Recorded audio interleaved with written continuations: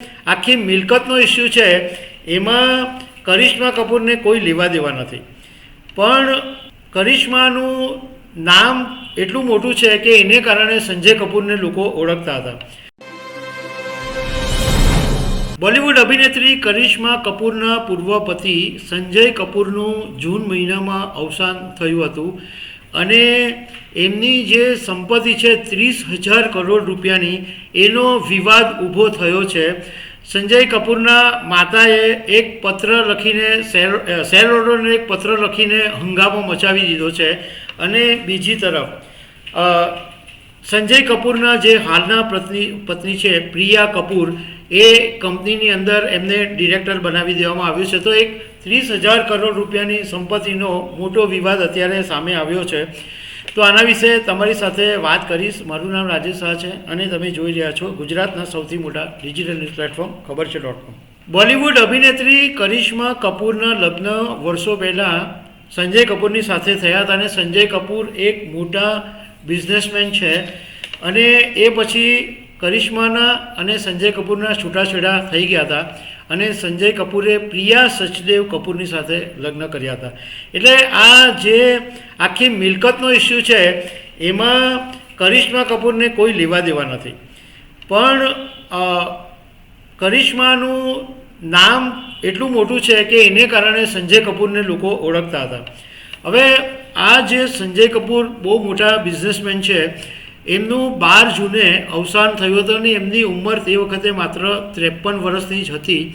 Media રિપોર્ટ્સની અંદર એવું કહેવામાં આવ્યું હતું કે જ્યારે સંજય કપૂર ઇંગ્લેન્ડની અંદર પોલો રમતા હતા એ વખતે એમના મોઢામાં એક મધમાખી ઘૂસી ગઈ હતી અને એને કારણે એમને કાર્ડિયાક એરેસ્ટ આવ્યો હતો. હવે 12 જૂને એમનું સંજય કપૂરનું નિધન થયું અને એ પછી એમની માતા અને સંજય કપૂરની પત્ની પ્રિયા સચદેવ કપૂર એ વિશે એમની સામે એક મોટો વિવાદ ઊભો થયો છે. આખી વાત ત્યારે બહાર આવી, આખી વાત ત્યારે વણસી ગઈ કે જ્યારે આ સંજય કપૂરના માતા છે રાની કપૂર, એમણે આ જે સંજય કપૂરની કંપની છે સોના કોમસ્ટાર, એમના સ્ટેક હોલ્ડરોને એક લેટર લખ્યો અને એ લેટર બી એમણે ત્યારે લખ્યો કે કંપનીની વાર્ષિક સાધારણ સભા મળવાની હતી. એ દિવસે એમણે આ બધા સ્ટેક હોલ્ડરોને પત્ર લખ્યો અને એ પત્ર લખ્યો એને કારણે મીડિયાની અંદર પણ ખળભળાટ મચી ગયો અને ઉદ્યોગ જગતની અંદર પણ હડકંપ મચી ગયો. કારણ કે માતાએ એવો દાવો કર્યો કે સંજય કપૂરનું જૂન મહિનામાં નિધન થયા પછી તેમના જે કૌટુંબિક વારસો છે એમને છીનવવાનો પ્રયાસ થઈ રહ્યો છે અને એમણે એવું પણ લખ્યું કે સંજય કપૂરનું અવસાન થયું ત્યારે ભાવાત્મક સંકટની સ્થિતિમાં મારી પાસે અનેક દસ્તાવેજો પર સહી કરાવી લેવામાં આવી અને એ પણ બંધ બારણાની વચ્ચે.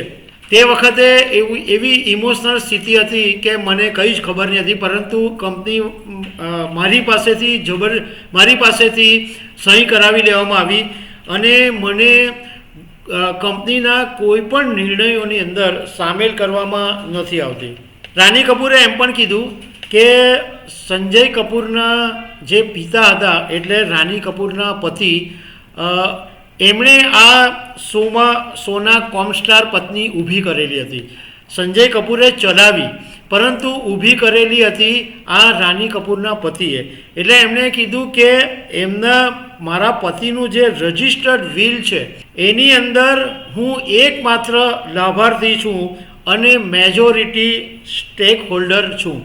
હવે આ રાની કપૂરનો પત્ર બધા શેર હોલ્ડરોની પાસે ગયો એટલે સ્વાભાવિક છે કે ખળભળાટ તો મચવાનો જ હતો, પરંતુ કંપનીનું પણ તરત જ નિવેદન સામે આવ્યું અને કંપનીએ વાર્ષિક સાધારણ સભા કરી પણ નાખી. કારણ કે કંપનીએ કીધું કે અમને લેટર અમારી બેઠકની છેક સાંજે મળ્યો અને હવે એવા સમયે વાર્ષિક સાધારણ સભા રદ કરવાનો કોઈ સવાલ પેદા નહોતો થતો, એટલે વાર્ષિક સાધારણ સભા અમે કરી દીધી છે. કંપનીએ રાની કપૂરે જે પત્ર લખ્યો છે એના જવાબની અંદર એવું કીધું છે કે અમે કંપનીના જેટલા બી નિર્ણયો છે એ લાગુ કોર્પોરેટ કાયદાઓ અને નિયમનકારી સમય મર્યાદામાં જ લીધા છે. કંપનીએ સ્પષ્ટ કીધું છે કે રાની કપૂર એટલે સંજય કપૂરના માતા એ કંપનીના રેકોર્ડની અંદર શેર હોલ્ડર્સ તરીકે નથી, એટલે બોર્ડના મુદ્દાઓ ઉપર એમની સલાહ લેવી કાયદેસર રીતે ફરજિયાત નથી.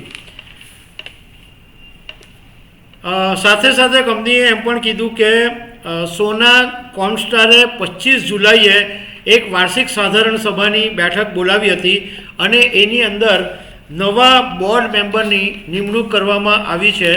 એટલે નવા બોર્ડ મેમ્બર એટલે સંજય કપૂરના પત્ની પ્રિયા સચદેવની કંપનીના બોર્ડની અંદર એન્ટ્રી કરી દેવામાં આવી છે અને એમને નોન એક્ઝિક્યુટિવ ડિરેક્ટર તરીકે કંપનીમાં સામેલ કરવામાં આવ્યા છે. સાથે સાથે કંપનીએ એ વાતની પણ સ્પષ્ટતા કરી કે કંપનીના કોઈ પણ માણસે રાની કપૂર પાસેથી કોઈ પણ દસ્તાવેજો લીધા નથી કે કોઈ પણ દસ્તાવેજો પર સહી કરાવી નથી.